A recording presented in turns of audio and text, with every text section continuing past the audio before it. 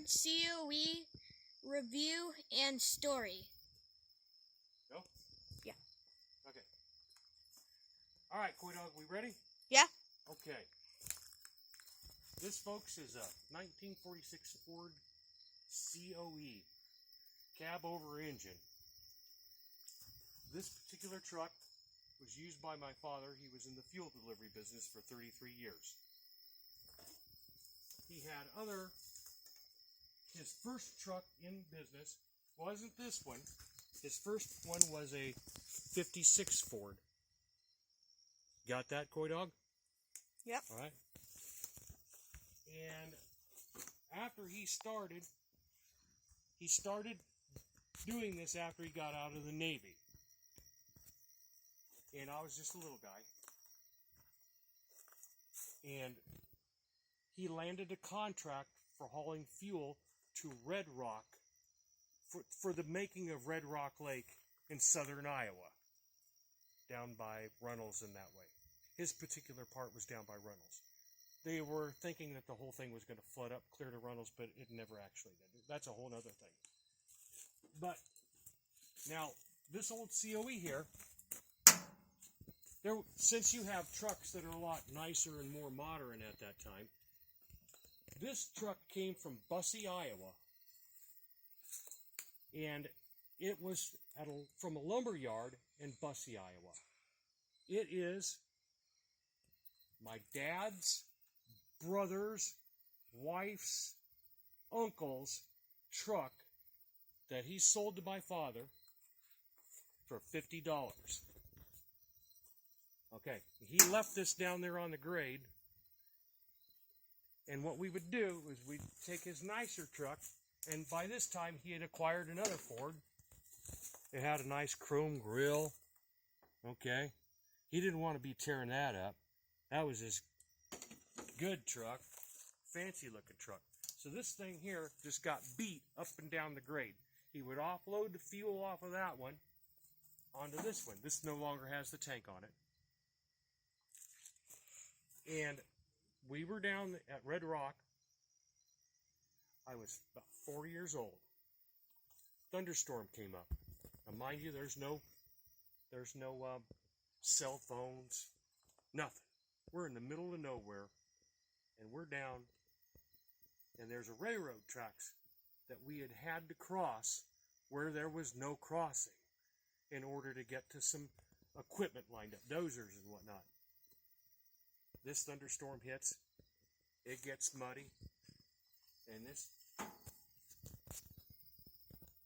particular truck here, which, by the way, its name is Jitney.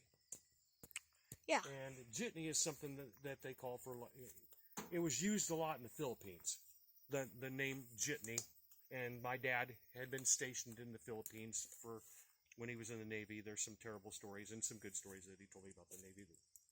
But anyway, the jitney got hung up on the railroad tracks. He had nobody with him. It was me, 4 years old, and the old man. Thunderstorm, lightning, wind, and we didn't know if a train was going to be coming or not. We didn't have very many options. I didn't even know how to ride a bike yet. The old man stuck me in this, and I couldn't sit down. I just stood up. And we were at the bottom kind of a hill, and when he had to serpentine all the way up to get out of that mess, he had me sit behind this while he went and he started a dozer, and he pulled me up that hill, and I turned around the corners, and the only thing I had driven prior to that was a tricycle. That's it. And I'm standing there, and I'm feeling like I'm king of the world. Really? Oh yeah. These wipers are vacuum. When you go slow, or when you speed up, they slow down, and when you slow down, they speed up. They're flapping as fast as they can go. It's pouring like crazy. So, I'm telling you, that was the greatest moment of my life. really? Oh yeah, I loved it, Tim. I loved it. So anyway, after the job was complete, this had a junk title. And it sat by our shop for a while. And the old man sold it to a farmer up by Maxwell, Iowa. And he used it for the tank, basically. It just sat in his farm, and he used it to store fuel in the tank.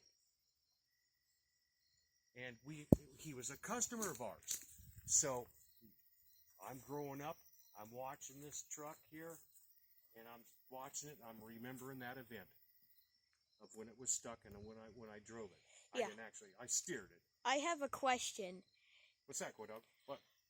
Tell them how the wipers worked. Like, Well, they're off how did the engine power them? From vacuum from the engine, just like power brakes operate vacuum brakes. So, anyway, it gets to be the 1980s. I'm working for my father. I was expecting to do that my entire life. I was groomed for it.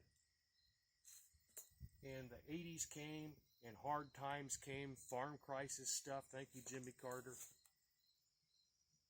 And the farmer that we had sold it to, his name was Dick Myers. I'll just throw that out there, Dick Myers. He had a farm sale. This was in the auction. I don't know if it was a bankruptcy thing or what. It didn't sell at that auction. So, the auctioneer bought it. And I caught wind of that. And it got towed to another place to sit. Now, in 1988, this auctioneer passed away. His last name was Kimberly, and he was up by Collins, Maxwell area in the countryside.